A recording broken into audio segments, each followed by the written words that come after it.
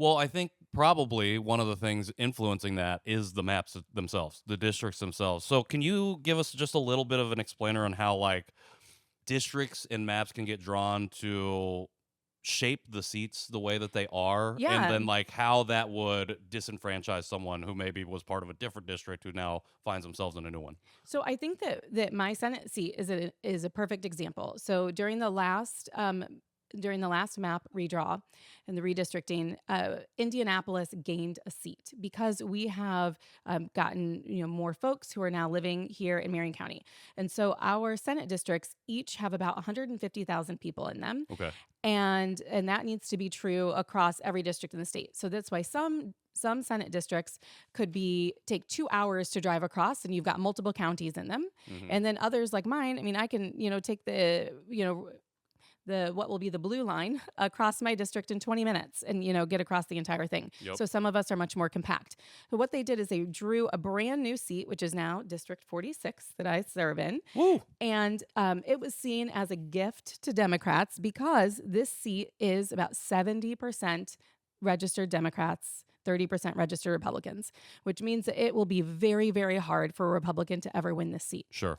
Uh, Now, when we look at representation in that way, I mean, that means that the real election is in the primary for Sure. this seat. Sure. And so if folks aren't showing up to the polls in May, then they're really Mm. not going to have a good vote, or have any influence over who is chosen Sure. if they're not showing up. Because they already missed the opportunity to pick the person that they would have wanted in the first place. Absolutely. But when you create districts like this, then you actually can get more extremes in your primary elections because you start to pull people who are maybe farther to the left in this case. Okay.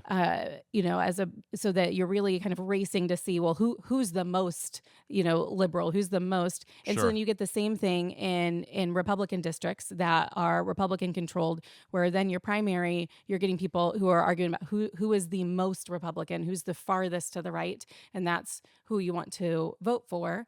And so now we have senators that in this new May primary here in Indiana, they're being primaried from the right because they're being seen as being too moderate Okay. for some of the votes that they're taking. And Sure. so that election is going to be decided in May. And if Okay. people aren't showing up at the polls, then they're really not getting a vote. And so then it's the same thing if you extrapolate that out to the congressional races, Sure. right? To those 9 congressional seats.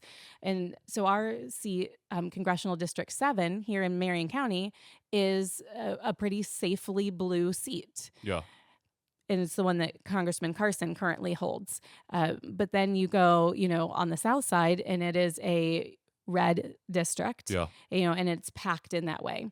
And that's totally legal. Both sides of the aisle do it in terms of, creating these districts where you pack in people of a certain political leaning.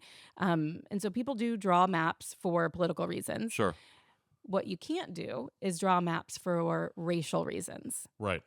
And that's where Texas maps were being challenged, the redraw, and that's where, if it happens in Indiana, where we'll be challenging as well. Sure. Because like Congressional District 7, for example, has one of the largest concentrations of Black voters.